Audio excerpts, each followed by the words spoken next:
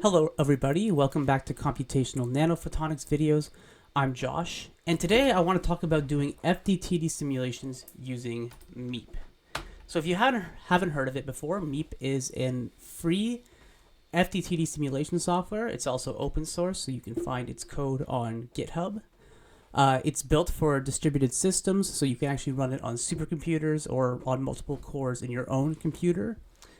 It's easy to install since they have pre-compiled libraries via Conda, so I'll show you how to install that in the coding section.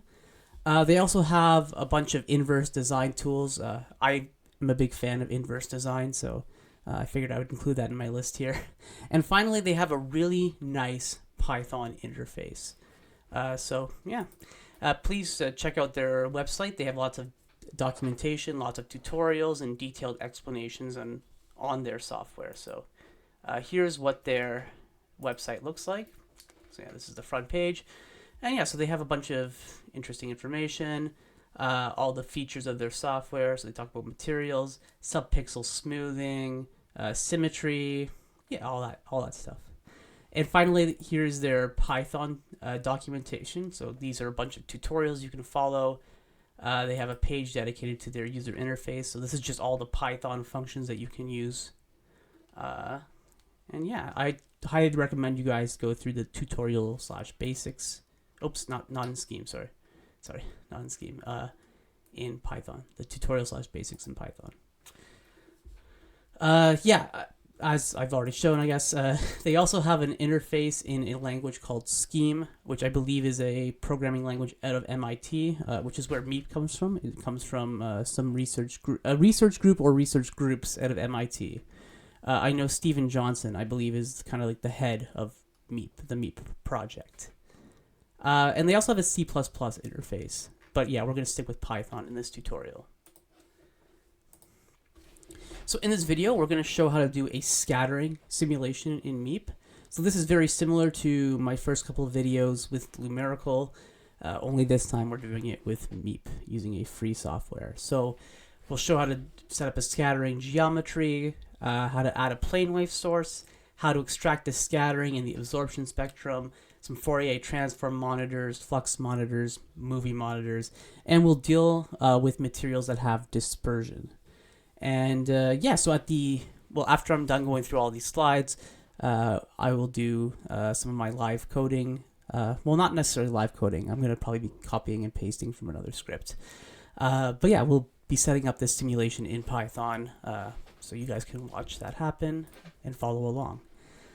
Soon, I want to do a video on how to set up a waveguide simulation in Meep. I think that's what Meep is mainly made for. It has a lot of very useful tools for waveguides. They have a really nice, easy-to-use mode source and eigenmode expansion monitor. I also want to do a series on doing inverse design with Meep, so algorithmically designing devices using FDTD, which is that would be a fun video. So yeah, I hope to do that soon. And there's a lot of other stuff we can do with Meep. So yeah, I just need to come up with some ideas. Alright, so for the scattering problem, I discussed this in my first couple of videos, but just to review, we have some sort of scattering object, and then we have an incident plane wave coming in, and we want to know how much light is going to get scattered and how much light's going to get absorbed by this particle here as a function of wavelength or frequency. So the way that we set up this kind of problem in FDTD usually is we start with our scattering geometry, which I'm just going to assume is a nanoparticle of some sorts. We would put a total field scatter field source around that, so that's just a box source that injects light only inside the box, and then outside the box there should be zero source. So any fields that we can measure outside the box is purely going to be fields that are scattered from whatever object we have inside the box. So this outside region is just called the scattered field. So that's how we could extract scattered spectra. So yeah, light's going to hit the particle, it's going to scatter from the particle, and then we're going to have a box of monitors in the scattered field region to capture those scattered fields. So we're just going to call that the scattering monitor. and it's just this box monitor here. Okay, moving on. Right, because there's light scattering in all directions, we're going to need some absorbing boundary conditions in all directions.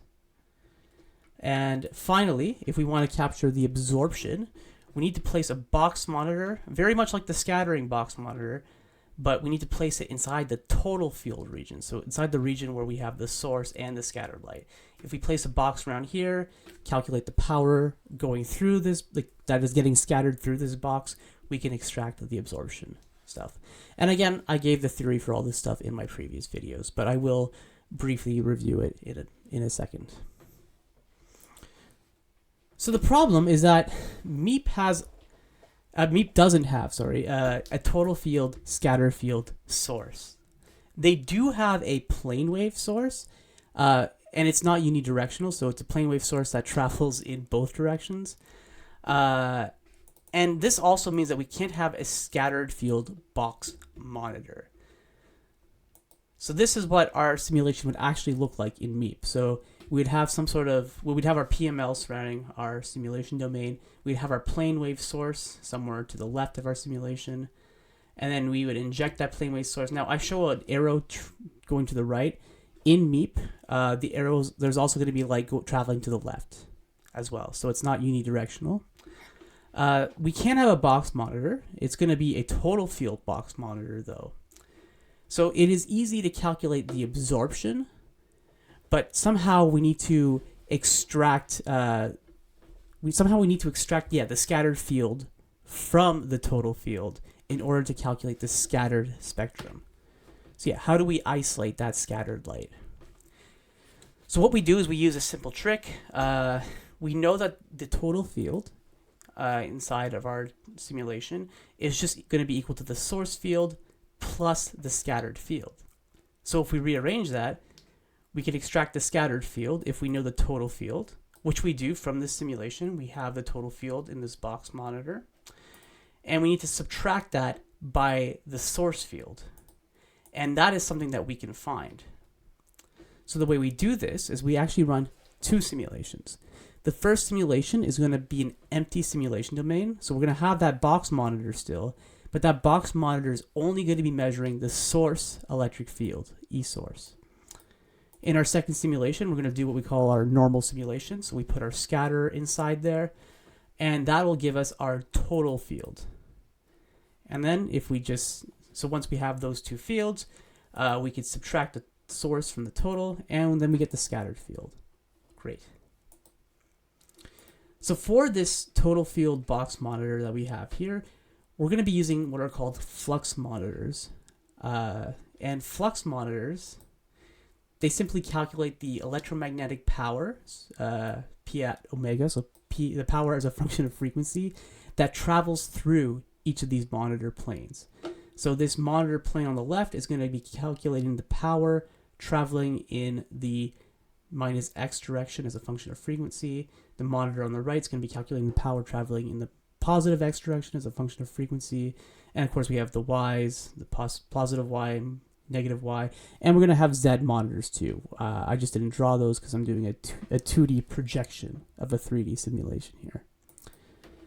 So what these monitors are actually doing is they are actually calculating the pointing vector along the monitor. So this P minus X monitor here would calculate the pointing vector at all the points along the monitor, and then it will integrate the pointing vector. I should mention this is the pointing vector in the x direction, so just the x component. And we'll be evaluating that pointing vector as a function of y and z along that monitor, and then they integrate the pointing vector along the monitor. So again, the pointing vector has the units of watts per meter squared. We're integrating over an area, so we're integrating over a meter squared. So the output is watts, so that's just the power. So the power traveling in the positive x direction is just the integral of the x component of the pointing vector integrated over the flux monitor. So that formula would work for this guy here, P positive x. But what about P minus x? Well, to get the minus power, the power going in the minus direction, we use the same formula as with the positive with the positive x direction, but we just add a minus sign here. So we'll see that later on in a bit. Great, so these flux monitors, they only return the power, but that gives us a bit of a problem here. You see, I mentioned before that the scattered field is equal to the total field minus the source field, but that is not true for the power. The scattered power is not equal to the total power minus the source power. If you find that confusing, just remember that the electric field contains phase. So it's actually, typically it's a complex number with phase. The power, is always going to be a real positive value, right? So essentially you're missing information that we don't have in the electric field data. So yeah, just because the scattered field is equal to the total field minus the source field doesn't mean the power is. All right, I'm sure you're convinced of that by now. In order to get around that, Meep gives us some functions that we can use. So when preparing our second simulation with the scatterer, we can provide the flux monitor with data from the first simulation, the empty domain simulation. So Meep's going to take that data and it's going to do this electric field subtraction here. And then from that, it's going to extract the scattered power and only the scattered power. Yeah, so there you go. So yeah, Meep does this calculation on the back end, and then it'll only return the scattered power. Great. So to simulate the summary, to summarize the scattering process, we need to run two simulations. One is an empty simulation to get E source. The second simulation is our normal simulation to get E total, and that contains the scatterer. We then use the Meep tools to isolate the scattered power for each of the flux monitors in the X, Y, and Z directions. And then to calculate the scattered power, we simply need to add those powers up. Now, I mentioned before that the minus X powers, or the minus X minus Y minus Z powers, we simply just need to make them negative to account for the minus directions. So that's why there's minus signs here for the minus X, the minus Y, and the minus Z. There we go.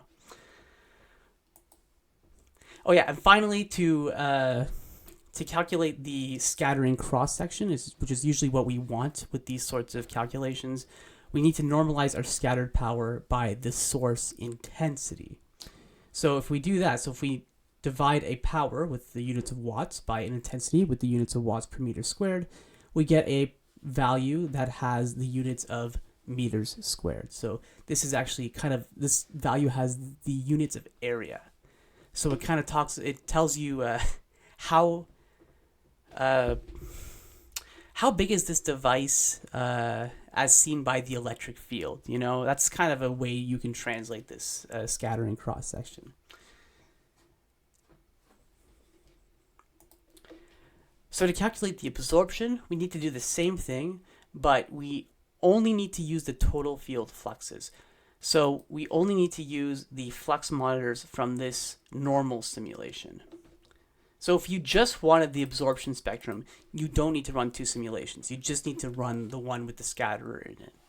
But once you have the powers for the total from the total fields, you can extract the absorption.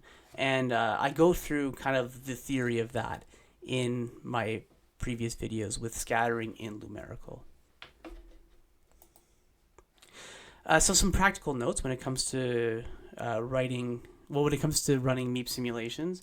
It's worth to keep in mind that Meep uses specialized units in their software. So those units are based around the idea that the speed of light is normalized to be 1 in their software. Length distances are given in microns. So if you want to define a wavelength, let's say in Meep, let's say I want a wavelength of 700 nanometers. Well, that's 0.7 in Meep. Frequencies are given by 1 over wavelength, which kind of makes sense, right? The frequency is the speed of light divided by the wavelength. Well, if the speed of light is 1, then the frequency is just 1 over the wavelength. And again, wavelength given in microns. Okay, if you have any questions about the the units in Meep, check out their documentation in the introduction section. Under Maxwell's equations, they do go through their unit system, so you can get more details there. Final practical note is that the simulation domain is centered at 0. So if you define your simulation domain to have the sizes of Sx by Sy by Sz, then just know that the dimensions are going to span from minus Sx divided by 2 to Sx divided by 2, and the same for Sy and Sz. So for example, if Sx is 2 microns, so if your simulation domain is 2 microns wide, then the x direction will span from -1 to 1 micron. So this is what our simulation domain will look like. So we have some PMLs around the edge, so that's your orange frame here. Our simulation will have a size of x and a size of y, and those are centered at 0, so y is equal to 0 is in the middle, x is equal to 0 is in the middle. We'll inject a plane wave source that extends into the PMLs, and we do that just so that the plane wave remains planar throughout the simulation. And then we're going to have a box monitor that I didn't draw in here. So with that all out of the way, we can now start coding the simulation. All right, so now we're going to set up our Meep simulation, but first we actually need to install Meep, and I promised I would walk you guys through that, so let's do that now. The first thing I'm going to do is I'm just going to open up my Ubuntu terminal within Windows. So again, you can install Ubuntu on Windows. It's pretty easy. If you don't know how to do that, just look it up. Once you have that installed, you're going to want to install Conda in your Ubuntu subsystem. So I already have Conda installed, so I'm not going to do that. But what I will do is I'm going to go to, I Googled the triangle inequality to make sure I knew what I was talking about. All right, let's close that. Okay, so we're going to go to the installation instructions here. So again, if you don't have Conda, just follow these instructions. Replace desired prefix in this brackets with whatever folder you want your Conda to be installed in. Just give it a name. Once you do that, you can install Meep using this command here. Now, I'm not going to use this command. I'm going to scroll down a bit because they have the parallel Meep, so Meep that can run on multiple cores. And it's almost the exact same line. You just copy and paste this. So I'm going to copy and paste this guy. So I recommend installing the parallel Meep, the PMP version, just because it's the exact same as the regular Meep, only it supports parallel computing. And if you don't want to do parallel computing, you just want to run this on a single core on your CPU, then you just run it on a single core on your CPU. It's easy enough. So I'm going to copy that. I'm going to paste that into my Ubuntu terminal here and hit enter.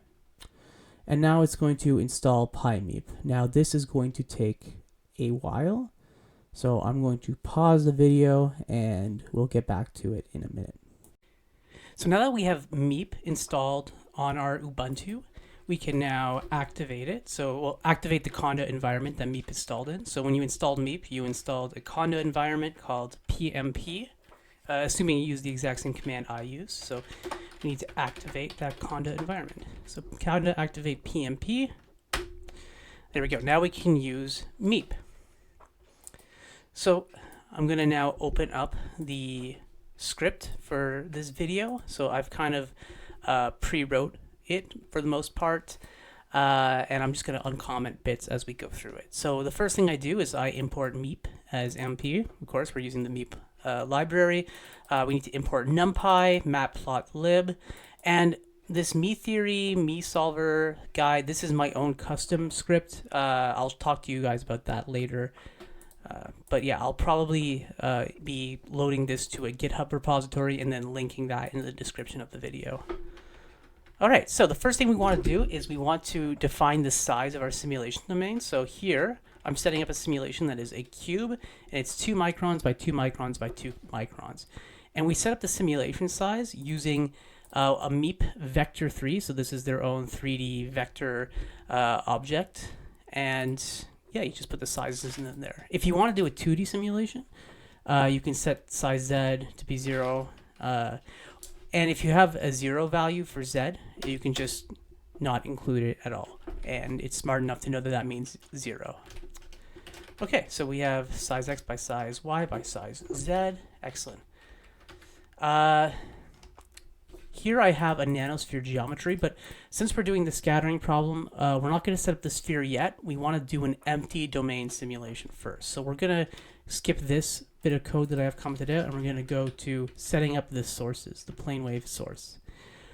So we're going to be using a modulated Gaussian source from the Meep library. So for that, we need to pick our center wavelength, and we need to know the bandwidth of our pulse. So I want my pulse bandwidth to include 400 to 700 nanometers. So that's the wavelength range of visible light. And of course, the center wavelength is centered between those guys. The center frequency is just 1 over the center wavelength. As mentioned in the slides, frequencies is just 1 over the wavelength in Meep. And therefore the bandwidth is just 1 over the minimum wavelength, minus 1 over the maximum wavelength. Since we're injecting a plane wave source, we need to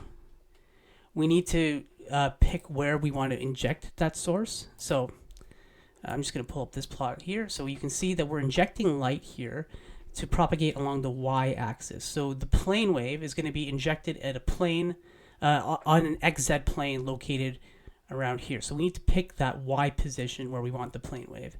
So this y position is going to be close to the minus size y divided by 2 boundary, and then plus a little bit.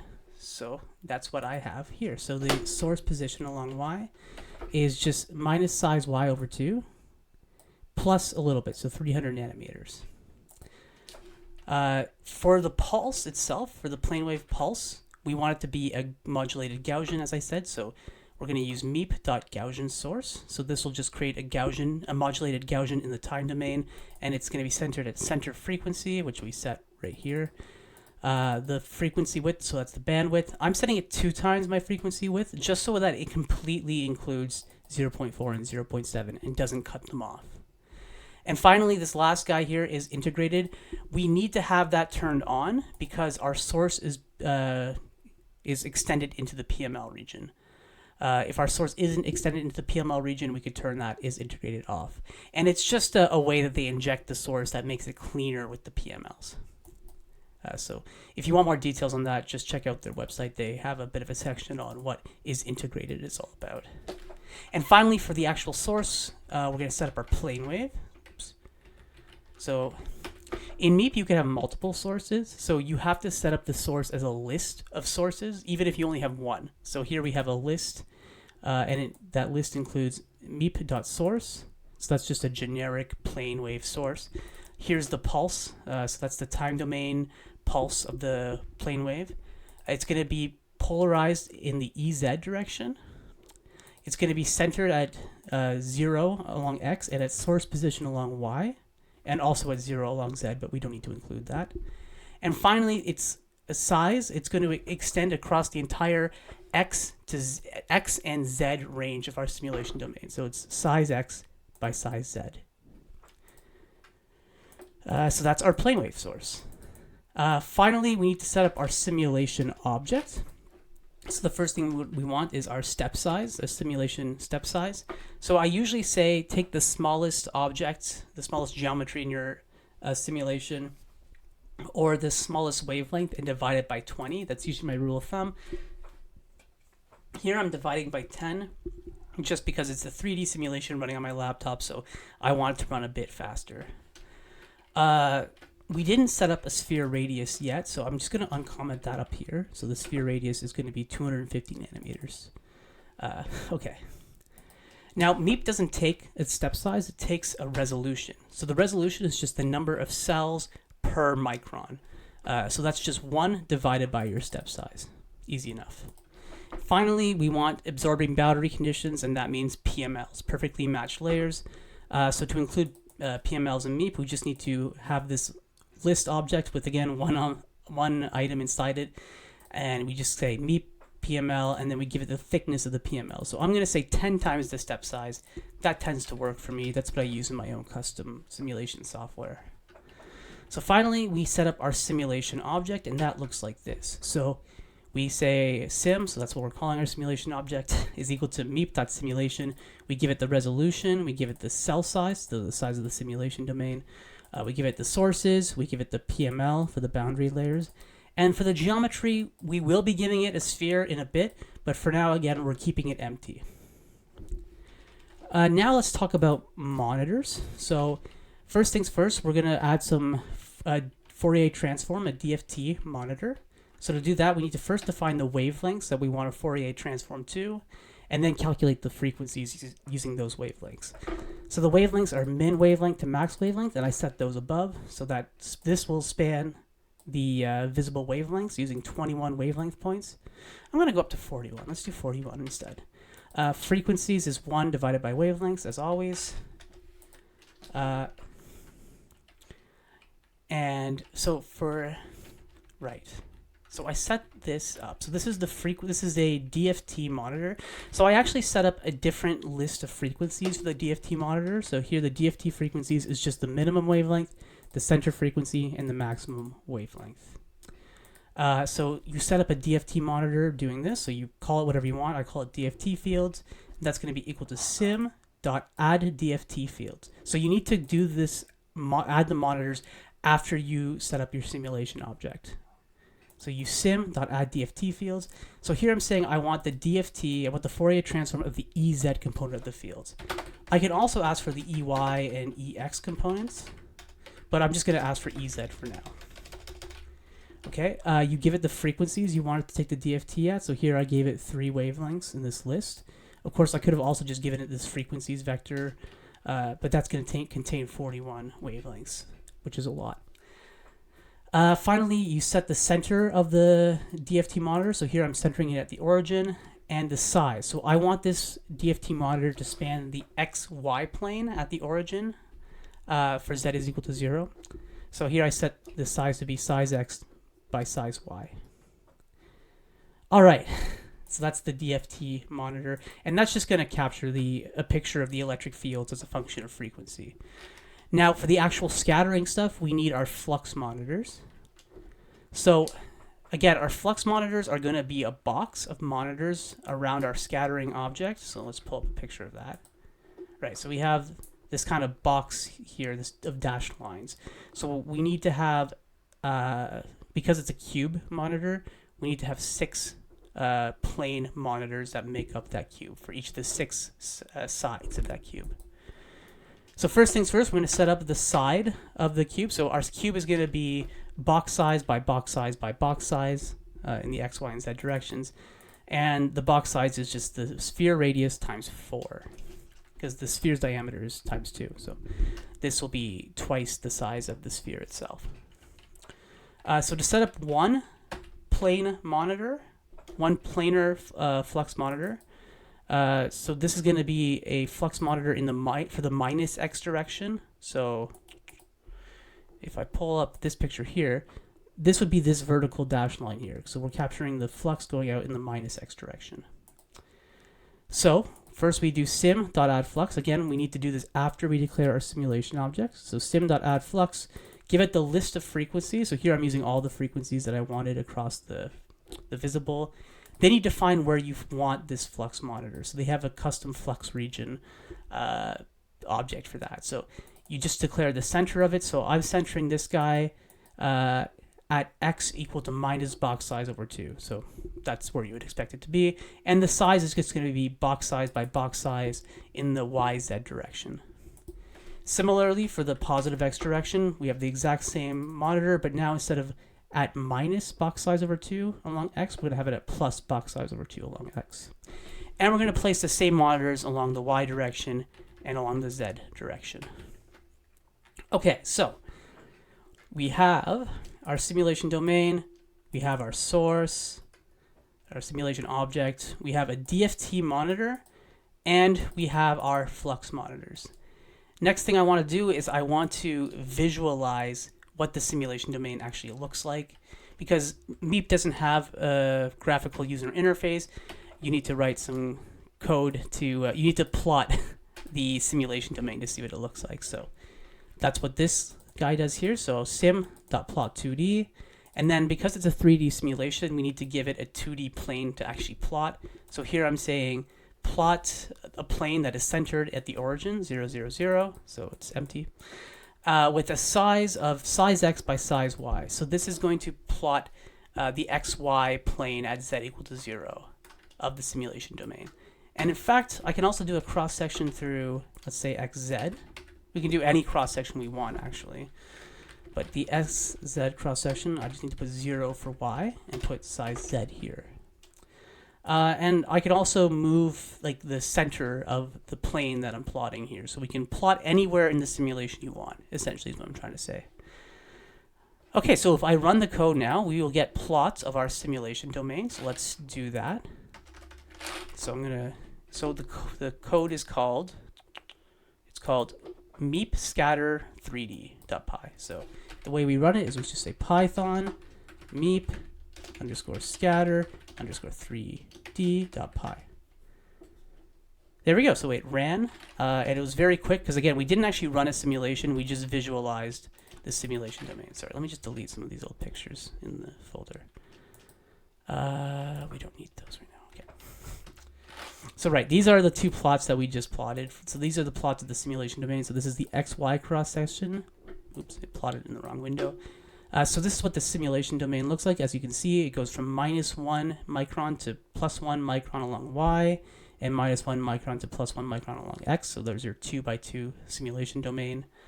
The red line here represents the source plane, and the green lines represent the PMLs. So anything outside of the green lines is the PML region, so that's all along the outside here. Anything inside the green lines is the total field region.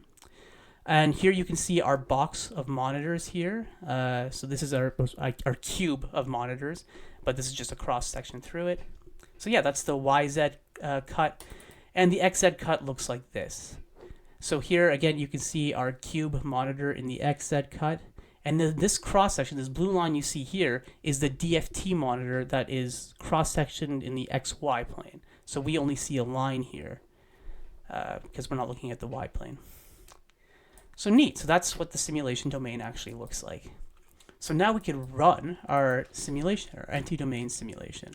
So we do that by calling sim.run, and then we set how long we want it to run. So I want it to run for 10 Meep units after the source has finished. So the source is going to inject all its light, and then Meep's going to count to 10 Meep units, and then it'll stop the simulation.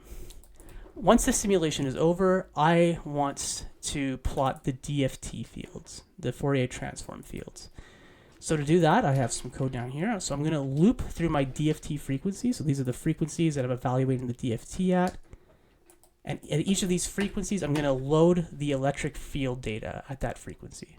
So to do that, we get sim.getDFTArray. We give it the DFT monitor name, so that's DFT fields up here. And then we say I want the EZ component. Now that's the only component I can ask for because that's the only component I asked for before. And then I got to give it the index of that frequency. So this, this is going to go. This F will go from 0 to 2. So now I'm going to plot the real part of this electric field. So because this is a frequency domain field, it's going to be complex. So here I'm just plotting the real part so we can see the actual wavelengths in the simulation. I'm then going to save the picture, and I'm saving it under the file name ez_f, so the frequency domain ez, at the wavelength of 1 divided by DFT freaks at f. So again, to get from frequency to wavelength, we just need to do 1 over the frequency. So that's what I'm doing here. And finally, we plt.close. Okay, so that's what I'm going to do for now. So I'm just going to run the simulation. So here we go. Now you can see it's actually running. So if you see initializing structure, that means it's actually running the simulation. And here you can see the time stepping. It gives you an update every 4 seconds on how well the simulation is running. So right now we are almost 50% done, 48.5%. And there's 8 seconds remaining. And it should be done now. There we go, perfect. So now the simulation's over. We now have these plots of the electric fields at different wavelengths. So this is the electric field at 400 nanometers. So that's the minimum wavelength that we set. So if I open that up, all you can see here is just a plane wave, right? So we have a wave being injected here at around minus 0.75, and that's injecting light into our simulation. And of course, the wavelength, the spacing between each green spike is 400 nanometers. Same thing at 700 nanometers. It's the same thing, only the wavelengths are larger because, of course, 400 and 700 are different numbers. And, of course, 550, same thing, different wavelength. All right, so that's what our empty domain simulation looks like.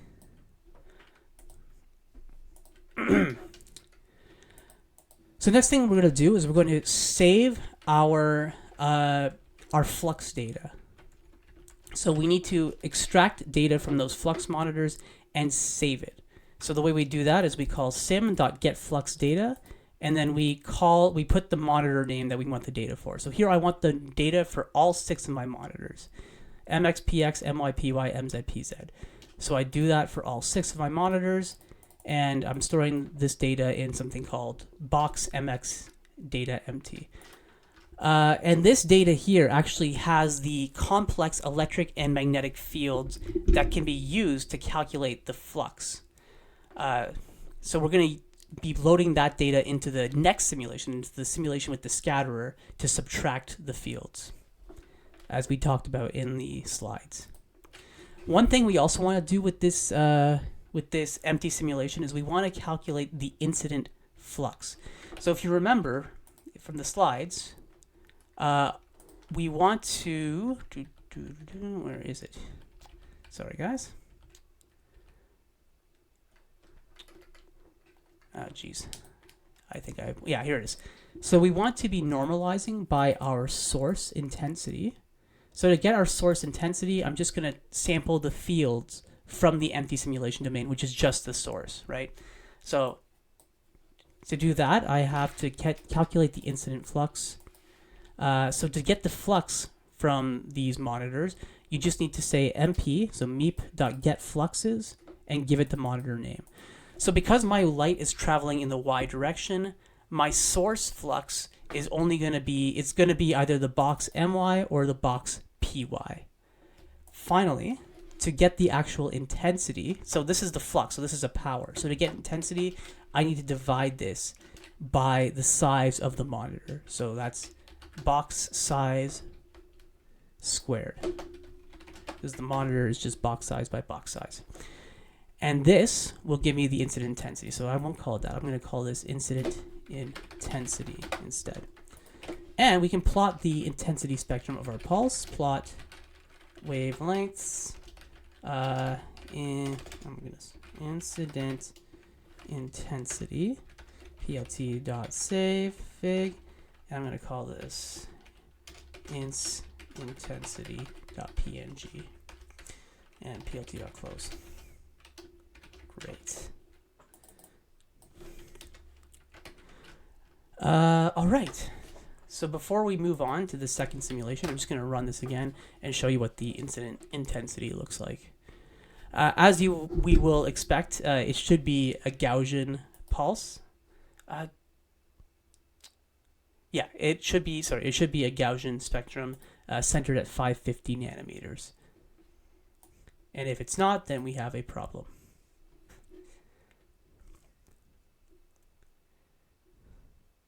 Excellent. All right, so this is over.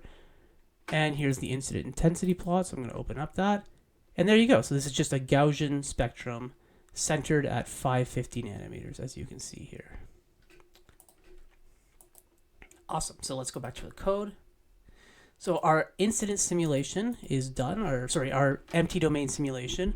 So now we're going to have to rerun the simulation, but this time with the scatterer in it. So to do that, we first need to reset Meep, sim.reset Meep. And now I'm going to introduce the scatterer. So I'm going to just copy and paste the code. I'm not going to copy and paste. I'm just going to uncomment the code that's up at the top here. So this is the code required for setting up our nanosphere. So first we need our sphere radius. It's a 250 nanometer sphere. The refractive index of the sphere is 2. The sphere material is going to be a custom medium with the refractive index of 2. So sphere refractive index. And finally, to set up the actual geometry, again, we need a list object, and then we need to put our geometry inside that list. Because again, we can have multiple, say, spheres. We can have multiple little objects in our geometry. So that's why you have a list. And the only thing in our list is just going to be the sphere with, again, the sphere material, and centered at 0 with a radius of sphere radius. So that is our geometry. So again, our first simulation doesn't have a geometry. We're just keeping that empty. Then so we run our empty domain simulation. We store the data. And now we're going to set up our simulation with the scatterer. So here is the new simulation object. And here, the only difference really is that geometry is now geometry. So instead of this, it's geometry. Oops, there we go. We now, because we redefined sim, we need to redefine our box objects, our box flux objects. This is the exact same lines of code that I had up here. The box size is already defined, so I didn't copy that. So here we go. And now we need to do that trick that I talked about in the slides, where we load minus the flux data. So essentially, we're going to take this box mx data empty, so that's the stuff that we calculated up here after our first simulation, and we stored it in these variables. We're going to take these variables and put them into this function here.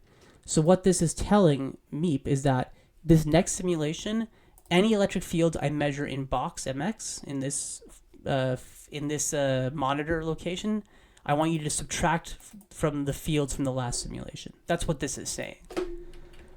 So it's only going to, so these box monitors here will only give us the scattered flux after the simulation runs. All right, so that's all we need to do for our next simulation. But before we run our next simulation, I want to do a quick little correction. So here we're doing a simulation where we're collecting frequency domain data. So we want to make sure that our simulation completely finishes. Like, we want our electric fields to be very, very small when the simulation cuts off. So we know that we have all the frequency domain data that we need. So this whole idea of doing run simulation until 10 units after the source, that's not going to cut it. We need to have a smarter way of shutting off the simulation when the electric field has reached a low enough point. And to do that, we're going to use this sim.run command. So I'm just going to copy and paste it up here. And I'm going to comment out this old sim.run command. So we're doing sim.run, but now we're saying until after the sources. So wait until the source has been fully injected and then follow this command. So basically it's saying to stop the simulation when the fields have decayed by a certain amount.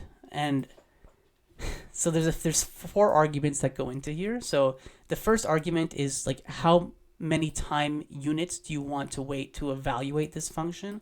So I'm setting that to be 5 time units. That seems to work for me.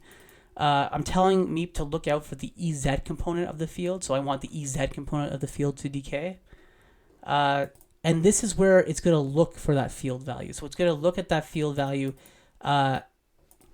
Actually, I'm going to put it at box size over 2. So it's going to be at the location of one of the monitors, one of those box monitors there. And it's going to wait until the field has decayed to 10 to the negative 4 times its maximum value. So once the field at this location has reached 10 to the minus 4 of this, 10 to the minus 4 of its maximum value, then the simulation is going to shut off. 10 to the minus 4 is a pretty decent number. You could also probably go up to 10 to the minus 3, but that's as high as I would go. Ideally, you would even want to go lower, like 10 to the 6 or something. But 10 to the 4 is going to be fine for now for this tutorial. Okay, so we got that out of the way. So we set up our second simulation here with the geometry in it. We set up all the box monitors for that simulation. So now we can run that simulation, and again, I'm using the same sort of run until the fields decay command here. Yeah, okay, we'll stick with 5. Then once the simulation is over, we then need to get that flux data from these flux monitors, and that's easy enough. Actually, we already kind of did that up here. For the incident intensity, we got the flux for the minus y box here. So we're just going to do that now for all of the box monitors. So box mx flux is just meep.getFluxes, and then give it the box mx monitor. And then I wrap that in np.array because meep.getFluxes returns a Python list. So I want an array, not a list. And I'm going to do that for the px, for my, py, for pz, and mz. So I do that for all of those flux monitors. Finally, to get the flux power, to get the scattered power, excuse me, we need to do this calculation here. So this comes from the slides. I believe it's up one or two. Yeah, this one right here. So here we're going to take p plus x minus p at minus x plus p plus y minus p minus y, this formula here. And that's all I'm doing here. So I'm saying scattered flux is equal to the minus minus the minus flux, minus x flux, shoot, sorry guys, minus the minus x flux plus the plus s flux minus the minus y flux plus the plus y flux, and same thing with the z direction. All right, so that is our scattered intensity. We also want to know our incident intensity, which we already have above, so I don't need this line of code anymore. So our scattering cross-section is just going to be our scattered flux divided by the incident intensity. And again, the incident intensity was the incident flux divided by the box height squared. So this is our scattering cross-section, and all we have to do now is plot it. So I'm just going to plot the scattering cross-section, and then I'm going to save it as the scattering spectrum, and I'm going to close it. What you'll notice here is I'm plotting the scattering cross-section, and then I'm normalizing it by pi times the sphere radius squared. So this here, I'm literally taking the scattering cross-section and I'm normalizing it by the cross-section of the sphere itself. And this is known as the scattering efficiency. Just so you know. So when you take the scattering cross-section of any object and then you divide it by that object's actual cross-sectional area, that is the scattering efficiency. All right, and I'm going to plot that. I'll just use the red axis for now. All right, so let's run the simulation. Oh, actually, sorry, before I run it, I want to toss a DFT monitor in that sphere simulation. So I'm going to copy this DFT monitor code, and I'm going to paste it down here just above the box monitors. And then after the simulation runs, I'm just going to ask it to plot those DFT fields again. And it's just going to overwrite the empty domain ones, so we can actually see what the electric fields look like with the sphere involved. Okay, so let's run this. So Python Meep scatter 3D. Just gonna close some pictures here. All right, so it's running the first empty domain simulation. So here you can see it's telling us that the field has decayed. It's giving us the field decay information now because it's calculating that field decay. Okay, so the first simulation finished. The second simulation is now running. This simulation contains the sphere in it. Did I plot this domain again? No, I don't think I plotted the domain a second. No, I didn't. Okay. Well, if I were to replot the domain, you would actually see now a circle inside of this blue square. Oh, perfect. All right, the simulation just finished. And if I reload here, I should see scattering spectrum. Open that up. And this is what the scattering spectrum looks like. So here on the y-axis, we have the scattering efficiency. And then on the x-axis, we have our wavelengths from 0.4 microns to 0.7 microns. So this is the scattering spectrum of a dielectric material with a refractive index of 2. Yeah, this is the scattering efficiency. Okay, close that. Now, you're probably wondering, how do we know that the scattering efficiency is correct? Well, luckily we're using a sphere, so I can compare the FDTD simulations to Meep theory. So Meep theory is just wave scattering, is a theory for calculating the efficiency of wave scatterings from spheres. I'm not going to go into the details of Meep theory today, but I do have a Meep theory script that I'm going to include. Hopefully, I'll have this on a GitHub library for you guys, and then I'll link to that in the description of the video. But the Meep solver code, so this is the function here. You just give it the sphere radius, you give it the refractive index, and you give it the wavelengths that you're interested in. And it's going to return to you the scattering, the absorption, and the extinction efficiency data. Right now, we're only interested in the scattering data, but soon I'll show you in a minute how we can get that absorption cross-section. Okay, so here I'm going to set up a bunch of new wavelengths. So Meep theory is a lot more efficient than FDTD. So here I'm going to use a bunch more wavelengths just so the data looks cleaner. And here is that Meep theory code. So at the top of this script, you remember I called from Meep theory import Meep solver. So that's how I've imported this file, this function. And then Meep solver, you just give it the sphere radius for sphere radius, the sphere refractive index for the sphere refractive index, and the Meep wavelengths for the wavelengths. And then once we have the scattering cross-sectional data, or the scattering efficiency, I should say, we can then plot it with the scattering efficiency from our FDTD simulation. So now we're going to see if those two spectra line up well. So we're going to run it and wait.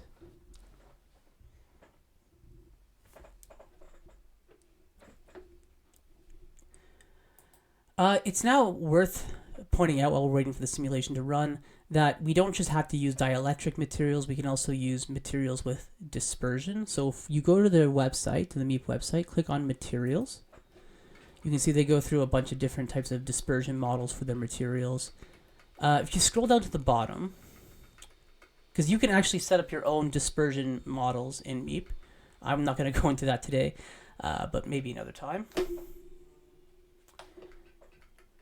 Okay, so down, if you're at the bottom of this page, you can look for the section material libraries, and you'll find all of these materials that they have included, and these materials are dispersive.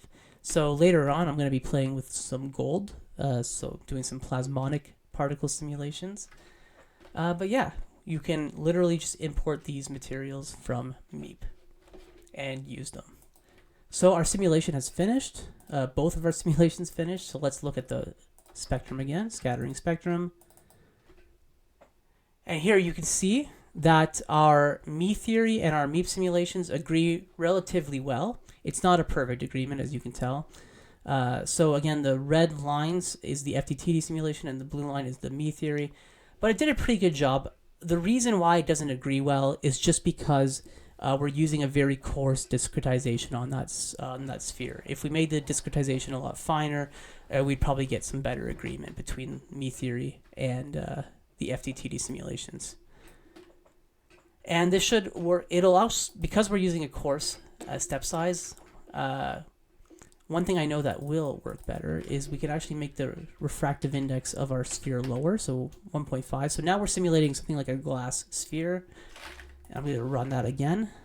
And this time, we're going to see that the Meep theory and the FDTD simulations align a lot better. For some reason, FDTD, in my experience, FDTD seems to be a lot more accurate when you're using lower refractive indices than higher refractive indices. More accurate for coarser step sizes, mind you. It should get more accurate as you make your step sizes smaller, but that'll make your simulations run a lot longer. So we're just waiting for that second simulation to finish up there. Should be done in a minute. There we go. It's done. All right. So if we look at our scattering spectrum this time, yeah, so here you can see there's a lot better agreement between the Meep theory and the FDTD simulation. Awesome. So now let's talk about the absorption cross-section. If you remember, I mentioned that the absorption cross-section is very similar to the scattering cross-section, only we just need the total field data. So I'm going to set up another box monitor at the exact same location as the original box monitor. So I'm going to do this box. So, and it's, again, I'm just going to add another, just add underscore ABS. So that's for absorption. Oops, oopsies. ABS. There we go. I'm just going to copy and paste ABS for all these guys here. And we're not going to do the sim.load minus flux data for these guys. We want, for the absorption spectrum, we want the total field, not the scatter field. And again, we need those absorption fluxes, so we're going to grab those. So again, I'm just going to say underscore ABS. underscore ABS, ABS. You get it. And then same thing here. Oops. And for the absorption flux, we're going to do the exact same thing. ABS, oops, ABS. I'm going to copy that, oops, copy that ABS down there.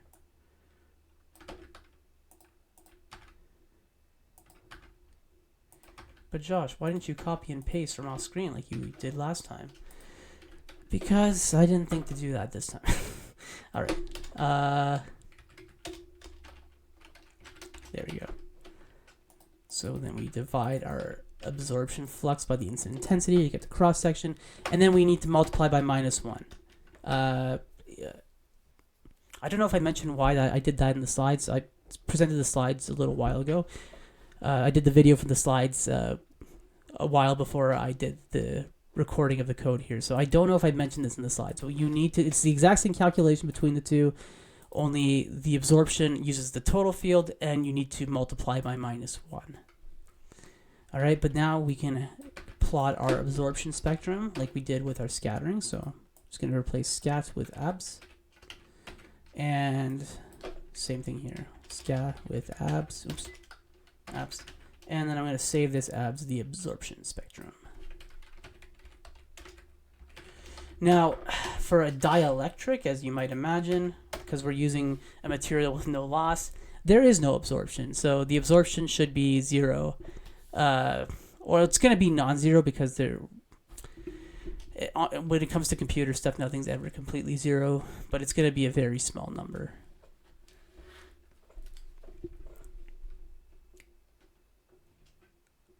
And then after this, I'm going to redo all of this for a gold sphere. Just gotta wait for this simulation to finish. It'll be done in like a second now. There it is. Right, so we have the scattering, and now we have our absorption spectrum. Yeah, so our absorption spectrum, so for me theory, it is actually like 0, 0, but for the FDTD simulation, there is going to be some error, so it's just a small value. See, you'll see the absorption cross-section here is 0.02, whereas the scattering cross-section is like on the order of 3 to 4, right? So 0.02, very small value, so it's negligible. But a material that does have absorption in the visible will be gold. So let's change our sphere now to gold. To do that, we need to load gold from, I believe it's the meep.materials library. Yes, it is. So we're going to do from meep.materials import gold. And if you want to import something else like silicon, you can do import silicon. Or you can import silver, AG, or silicon dioxide, I think it's SI. Check out the website, they have all the labels there. But I'm going to do gold for now, so AU for gold. So now the sphere material, I'm going to comment out that, and it's just going to be sphere materials equal to gold, AU. Now, one more thing we have to change is our me theory calculation. So our me theory calculation is right now assuming that the sphere refractive index is still 2. So we now need to get the refractive index of gold for all of the frequencies that we're interested in. And I'll show you how to do that. So one thing that Meep is great for is they let you take their dispersive materials and you can get the actual, the permittivity, not the refractive index, the permittivity of those as a function of wavelength. So for example, if I wanted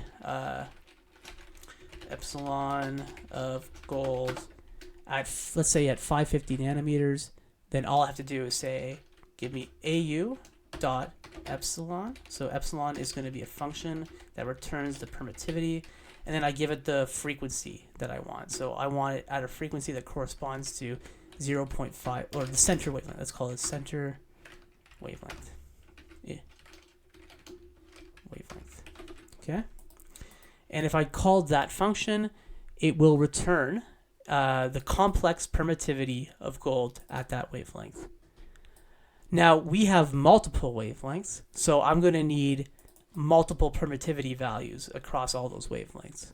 So what I'm going to do is I'm going to make a list. I'm going to say permittivities is equal to, and I'm going to create a list, and I'm going to say au.epsilon at 1 divided by the wavelength for the wavelength in wavelengths. Or sorry, not in wavelengths, in me wavelengths, now this is going to be a list. I want it to be an array, so I'm just going to say numpy.array, and I'm going to wrap it with that. So there we go. Now we have a list of the permittivities of gold. I'm just going to get rid of this line up here. Now we just need to convert those to refractive indexes. So I'm going to say sphere refractive. I'm going to repurpose sphere refractive index, and I'm going to say the sphere refractive index is equal to the square root of the permittivities. All right, so we're now giving the Meep solver an array of refractive index values for gold rather than a constant value. But don't worry, my Meep solver code here is smart enough to tell the difference between an array and a float value. So it knows that the 0th element of this refractive index corresponds to the 0th element of this array vector. And I believe that's all we needed to do. So once again, we just changed the material from a dielectric with a constant refractive index of 2 now to the material gold. And then I changed the refractive index of gold for the Meep solver using Meep's cool dot epsilon function with their materials. And now we're going to run the simulation and plot. And we'll look at the plots.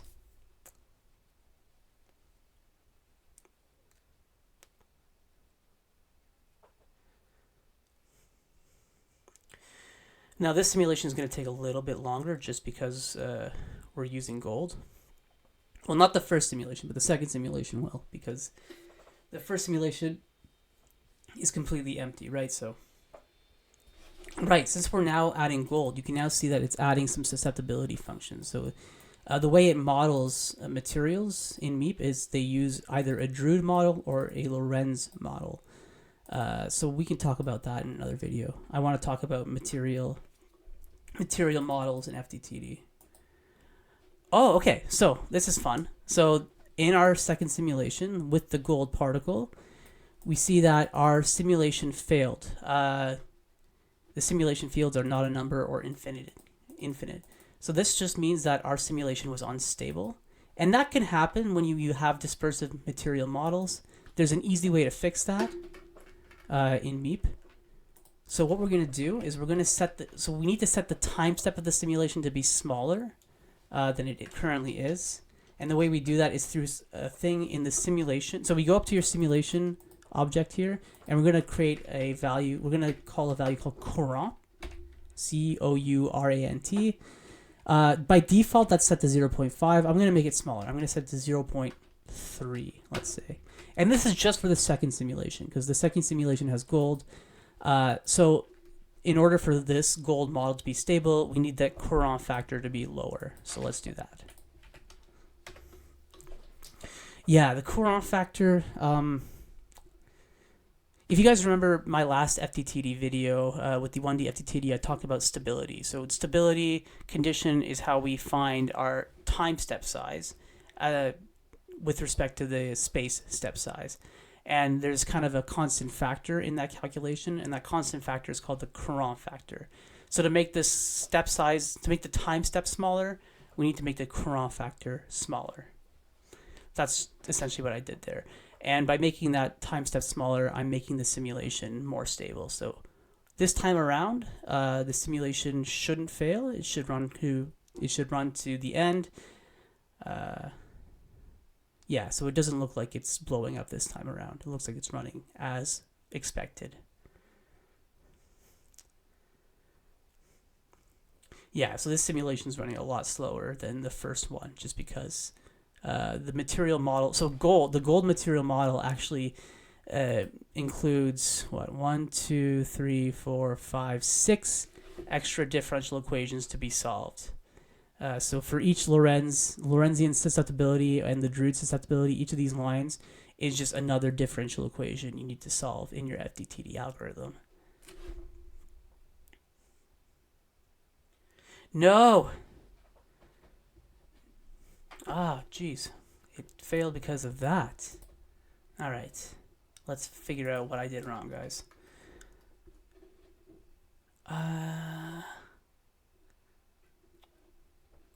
Oh, it's because I didn't define my wavelengths first. Okay, so I calculated these permittivities before calculating the wavelengths. But I need to put these wavelengths in first because I'm calling these wavelengths in this next line here. All right, that's what I did wrong. All right, so I'm going to run it, and I'm just going to cut it for time. Okay, so I made another mistake here. I forgot something. So in Meep, when you ask for the permittivity like this, it actually will give you the permittivity tensor. So it's a 3x3 array. But since gold is an isotropic material, all the permittivity components will have the same value. So I need to basically do this. I need to say, I want to keep all of the wavelength values, so that's what that colon means. And then 0, 0 just means take the 0th element of that tensor, and I'm just going to use that 0th element. Because again, because gold is isotropic, all of its permittivity values along the diagonal will have the same value. So yeah, here I'm just taking the permittivity tensor and I'm converting it to a permittivity value so I can put it into my Meep solver. And now I'm going to rerun the simulation again. This time it should work, and I'm also going to cut. Okay, so now that our simulation is finished, we can now go and look at the absorption and scattering spectra of our gold sphere. So let's start with the absorption spectrum.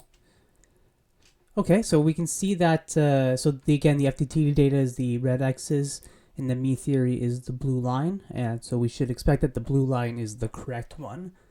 So we can see that there is some qualitative agreement and quite a bit of error. We are using a step size of 25 nanometers. So that is very coarse for a plasmonics simulation. Back when in my PhD work, we would do simulations of gold and silver particles, and typically we would use step sizes under 5 nanometers. So yeah, the 25 nanometers we're using right now is quite coarse. So we do expect there to be error. But again, there is some qualitative agreement here. And the scattering spectrum, I don't expect it to be much better. Yeah, it's not much better.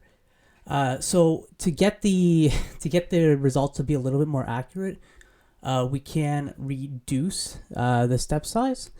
And I would suggest reducing it by a lot. But then our simulation is going to take much, much longer. So I'm not going to do that right now.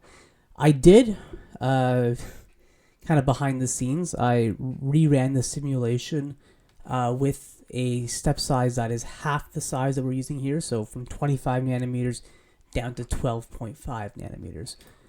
And I just stored those results in this folder here. Yeah, so here's the absorption spectrum. So as you can see, it got a lot better. So we're getting much closer to the Meep theory result. So again, if we divided the step size by 2 again, so we went from 12.5 down to, well, let's just say down to 6, we would get much better agreement. So as I said, around 5 nanometers or less for gold particles. And again, the scattering, same thing. One thing I didn't show with the dielectric particles, I did show, I put the DFT monitors in there, but I never actually showed the output of the DFT monitors. So here, I'll show you what that looks like here. So here's what the Z component of the electric field looks like at 400 nanometers. So you can see that, again, around minus 0.7 here, we're injecting a plane wave. And you can see that the sphere is right here.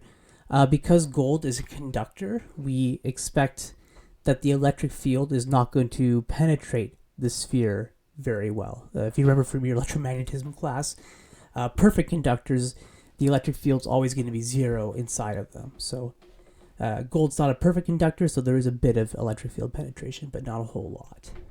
So yeah, that's 400 nanometers. I also have 700 nanometers. Kind of looks similar, just with larger wavelength. But yeah, and here's at 550 nanometers. All right, so let's go back to the original folder here. Okay, let's go back to the file.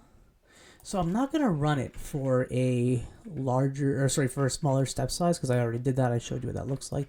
But let's just run it for a larger wavelength. So instead of going across the visible, I'm going to look at the infrared. So I'm going to set this to be 1.55 central wavelength is fine. And then I'm going to say, give me wavelengths between 1 micron and 2 microns. And then I'm going to rerun the simulation. And I'm going to cut, and I'll be back when the simulation's over.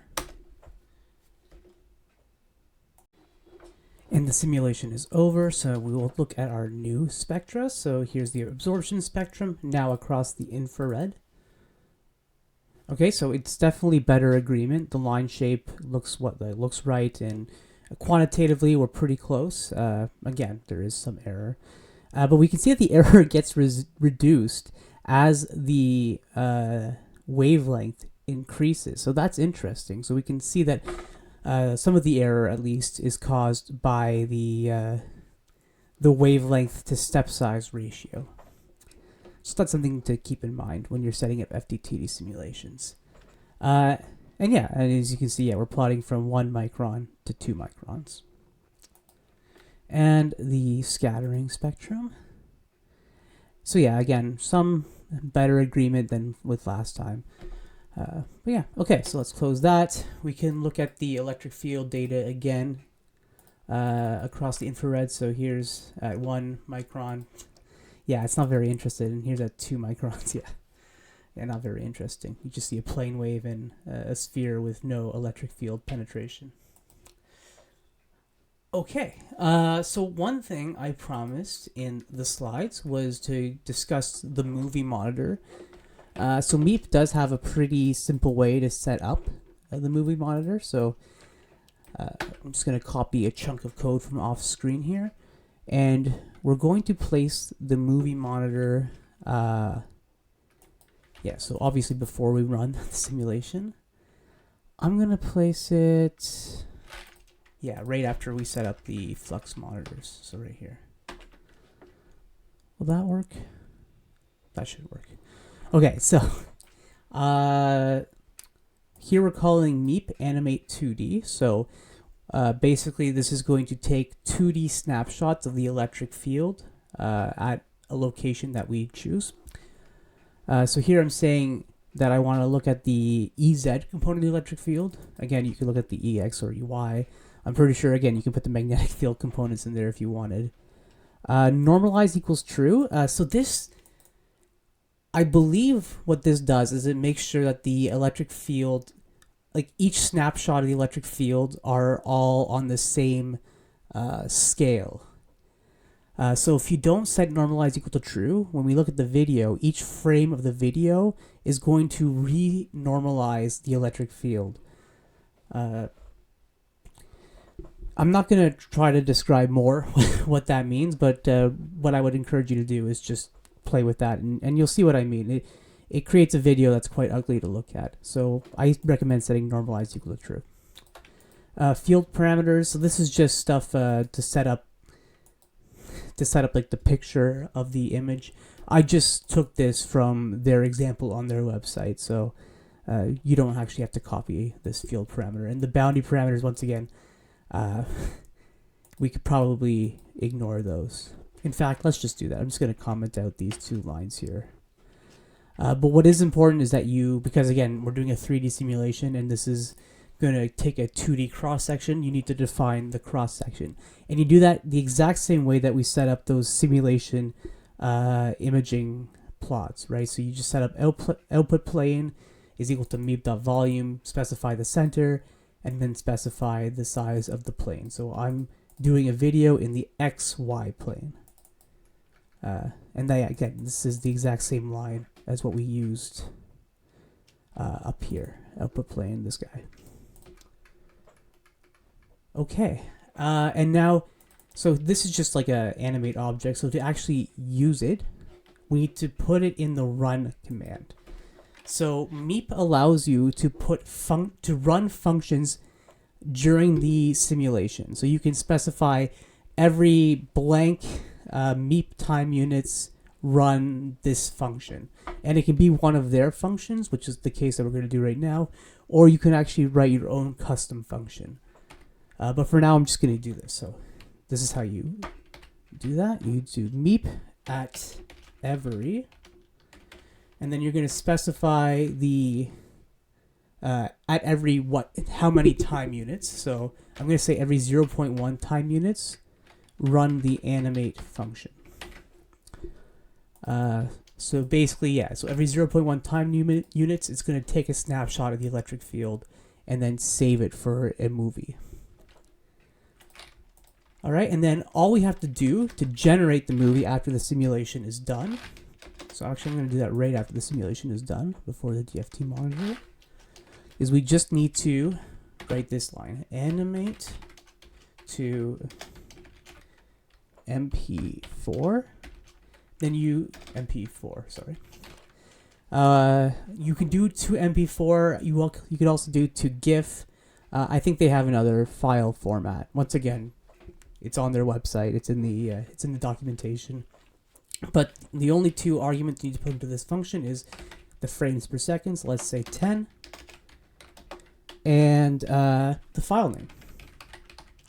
So I'm just going to call this nanosphere simulation dot. Actually, I don't think you need to put .mp4. I'm just going to say nanosphere simulation. So now after that simulation runs, we're going to have a video of the simulation. And it's just a couple lines of code. All right, so let's run the simulation again. Should we do something different this time? Let's see. I want to go back to the visible. So let's go back to 0.4 to 0.7. Let's do silver this time. Let's do a different material. So I'm going to import silver at the top here, AG. Smear material is silver, and one last detail is here. When we're calculating the permittivity, I need to set this to be silver. Actually, what I should do, so I should just do this, sphere material, because then I don't have to change that parameter. Okay, so now I'm going to run it. So now we're going to have a movie, we're going to have the spectra, the electric field plots, and the movie of a silver nanosphere. So our silver nanosphere simulation has finished, so we can now look at the result. So let's look at the absorption spectrum first. Ooh, wow. So we can see that there's a large disagreement between the Meep theory and the FDTD simulation, and I'm not really surprised. Again, we're using the 25 nanometer step size, and if I remember correctly, like silver is a very... Like the silver material models tend to be quite finicky with large step sizes, so I'm not surprised at all by this. So yeah, if you reduce the step size, you should see better results. And I'm expecting the scattering is also going to be really bad. Yeah. yeah, you can... Yeah, no, I'm not even going to try to defend this. This is pretty bad. It's some bad agreement. Well. Oh well. So let's look at the electric field data. So here's what the electric fields look like. Again, we're just seeing some plane waves, and we're seeing the silver particle here with very little electric field penetrating it. Yeah, there you go. And also, finally, we have a simulation video. So let's open that up. Oh, sorry. I'm going to pull it on screen. So here you can see the plane wave coming in, and it's just hitting the particle, and then now the particle's radiating out light. And you can see here what the particle looks like in the discretization. So you can see it is very heavily pixelated. So it doesn't look really like a sphere. So I'm expecting that's what's causing the disagreement between the spectral data. Okay, now I'm going to move on from spheres for now. So obviously we're not just restricted to spheres. So if we go to the Meep website, we go to their Python user interface. So just go to the Python interface, click on user interface, and we scroll down here. We can see a list of some of the geometric stuff that they provide. So you can have the sphere, cylinder, a wedge, a cone, block. A block is just a rectangular prism. Ellipsoid, prism, and then there's all these different operations you can perform on the objects. So for now, I'm just going to finish up the video by playing with the prism object. So the prism object is probably best to demonstrate using these pictures here. So prism object, you define the vertices of the cross section of a prism. So for example, if you wanted a triangular prism like this, you would define this vertex up here, this vertex here, and this vertex here. And then you would define how thick or how long you wanted your prism to be. Or for this rectangular prism, again, we define our 4 vertices here. Again, this length in the in-screen direction. Okay, and so we're going to replace our nanosphere with one of these prisms. Actually, I'm not going to replace the nanosphere. I'm just going to overlap the sphere and the prism. And I'm going to make them the same material, and it's going to be a dielectric. So let's make this a dielectric with a refractive index of 2. I'm going to keep this sphere, and I'm going to add a prism. So I've already generated some prism code from off screen. So to make a prism in Meep, all you got to do is you have to define a list of the vertices. So let me just go up here. So here's a list of vertices. There are 5. So this defines a pentagon of sorts. I kind of just made up these values. So I started with, so first of all, I'm defining the vertices to be in the XZ plane, so that the depth, so okay, let me just pull up the slides. So yeah, the cross sections of this shape is going to be in the XZ plane, and then the propagation direction, so the direction, the in-screen direction for this slide here would be our Y direction, the propagation direction. Okay, so yeah, as you can see, I'm defining all those points, and I'm defining the Y point to be 0 for each of these points. So the Y point never changes, it's always 0. And then the X and Z points change. And then once you have your vertex, you can define your prism. So I'm going to copy this, and I'm going to paste this here. So you call mp.prism, you put your vertices as your first argument. Your second argument is going to be the depth, again, so in the Y direction, how thick do we want our prism to be? So I'm just picking 0.4, so 400 nanometers. Axis, so that's the direction of the thickness, so the out of plane direction. So that for us is the Y direction, so I'm just putting 0, 1, 0.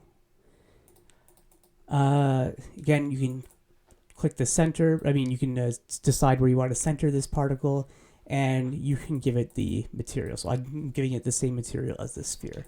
So I'm just going to copy this line here, and I'm going to add it to my list, my geometry list.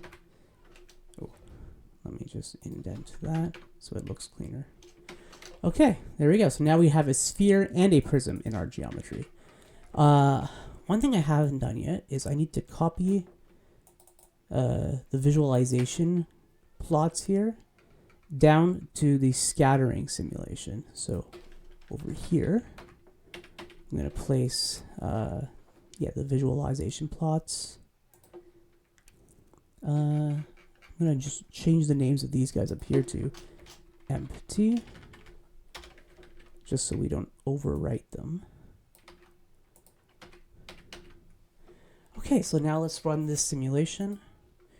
This shouldn't take too long, just because now we're no longer using silver or gold, so we're just using a dielectric. So there's no extra differential equations to solve for those material models.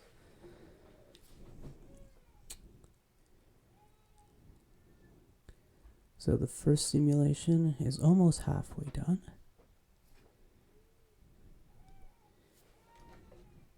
Yeah, and if we go into the folder, we can see, the empty domain, the empty simulation picture here. Great. Okay, yeah, so here you can see for the second simulation, it's set up our prism and our sphere. And now it's time stepping.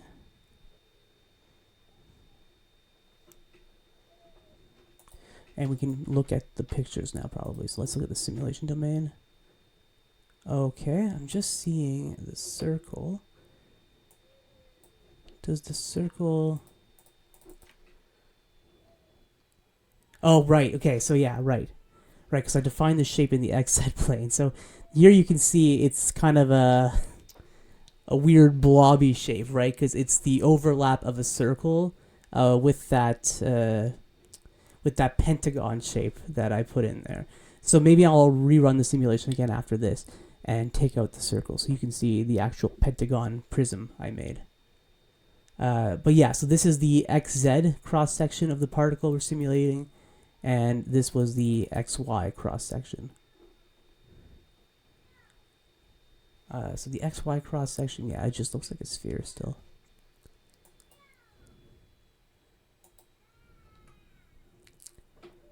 Ooh, the simulation's taking a little bit longer. A few more time steps is what I mean.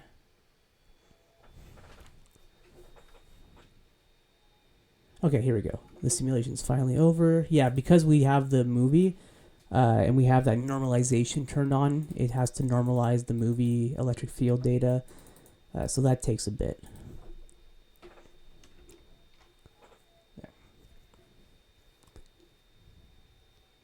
Yeah, Pete, please feel free to fast forward through all of this.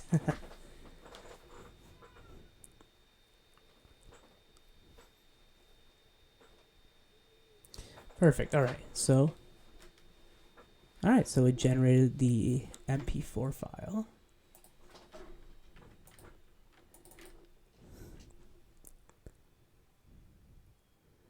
So yeah, this is wow, look at that. Yeah, because it's a dielectric, so the light gets kind of trapped inside of the particle. So that's really neat. And the spectra. So if we look at the scattering spectrum. Yeah, right, because we're not doing a sphere, so the actual scattering spectrum this time is going to be the FDTD scattering spectrum. Ignore the blue line. The blue line is just for a sphere, so we can ignore that. Neat. And now I'm just going to show that prism that I generated. So I'm going to get rid of the sphere. And we're just going to simulate the prism. And I'm going to increase the resolution, so decrease the step size by factor 2, just to make the picture of the prism clearer.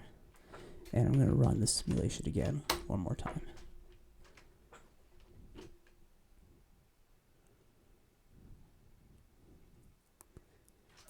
Okay.